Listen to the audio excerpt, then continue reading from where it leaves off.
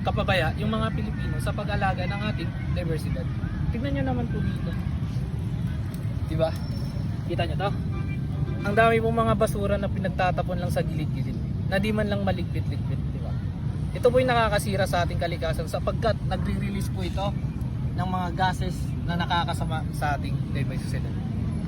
Mga guys, nandito po sa harap natin si Litim ba?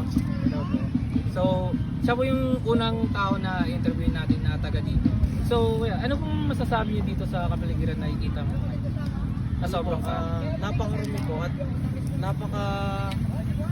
dismayang tignan at makita kasi araw-araw po tayo naglalakad dito at marami po yung tao dito ngayon na sigurado po na didismaya din po sa nakikita nila pag naglalakad po.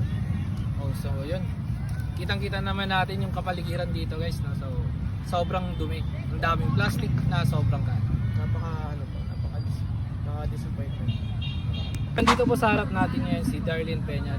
Tatanungin po siya natin about sa environment. So Darlene Peña, ano pong masasabi niyo dito para mapanatiling malinis yung kapaligiran natin? Syempre students lang po kami, high school, junior high. So wala pa po kaming masyadong equipments or power over this massive land. So pwede naman kaming kahit simpleng pulot lang po together with my friends kasi students lang po kami. Tapos pwede rin po kami mag-raise ng awareness and advocacy about cleaning this place.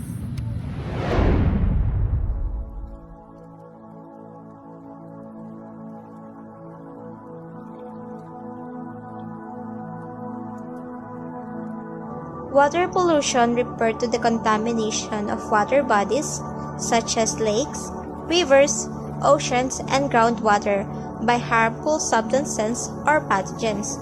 The contaminants can come from the various sources, including industrial discharges, agricultural runoff, untreated sewage, and littering. The presence of pollutant in the water can have detrimental effect on aquatic ecosystem, wildlife, and human health. Presence of domestic sewage introduce harmful bacteria and pathogens into water bodies, posing a grave risk to public health and delicate balance of aquatic life.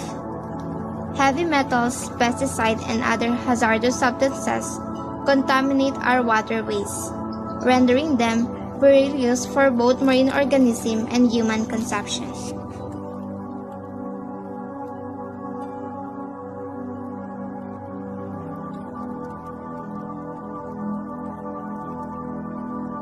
Air pollution is the presence of harmful substances in the air from sources like vehicle and industry. It harms health, the environment, and climate. Common pollutant includes particulate matter and gases like nitrogen oxide. Reductions effort focus on regulation, technology, and cleaner energy.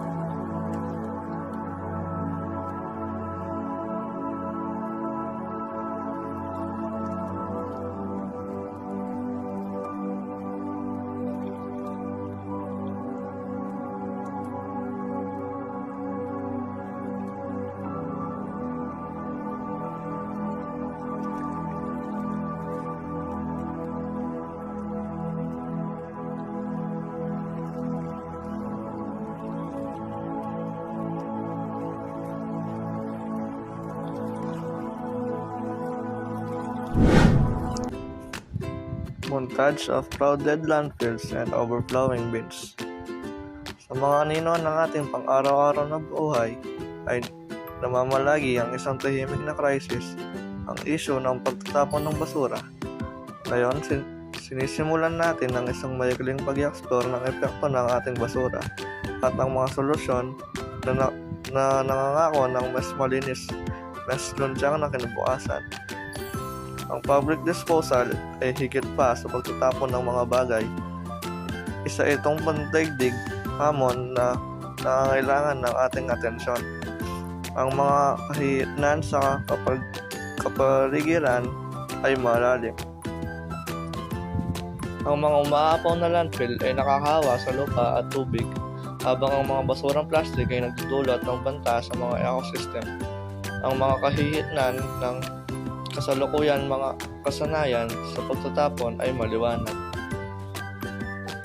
Ngunit sa harap ng crisis na ito, may pag-asa. Ang mga komunidad ay tinatanggap ang mga hakbangin sa pag-recycle, ginagawang mapagkukunan ng basura at binabawasan ng pasanin sa ating planeta.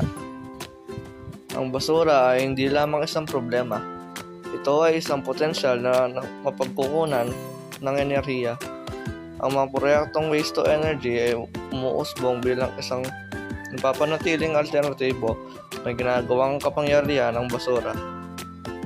Nagsimula na ang paglalakbay tungo sa napapanatiling pagtatapon ng basura.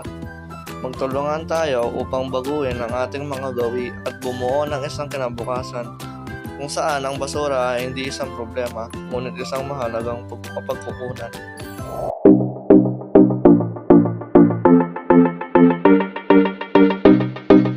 This is the one of the problem of biodiversity.